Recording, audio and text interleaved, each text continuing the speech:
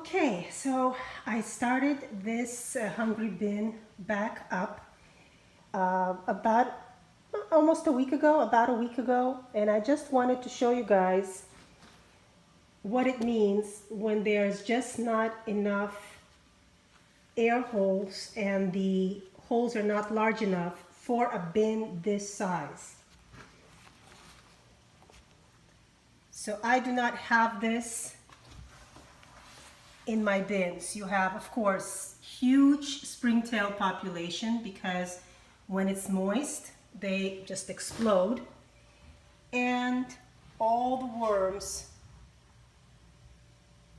climb.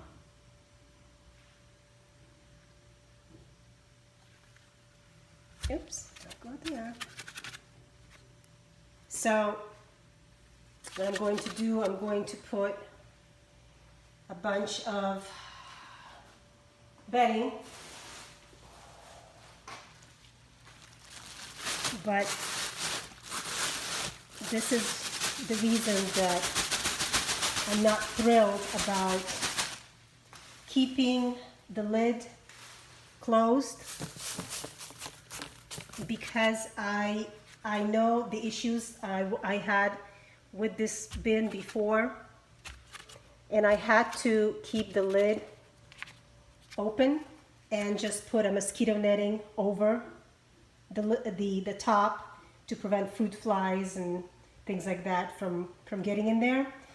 And that seemed to work, but then again, that's not how this bin is supposed to function, right? If you keep it outside, you're supposed to keep the lid on because all kinds of critters can get in there. So, I mean, I don't want to torture my worms, but I have to keep the lid closed because we're doing a side-by-side experiment between the hungry bin and the urban worm bag. And the urban worm bag, even though it's closed,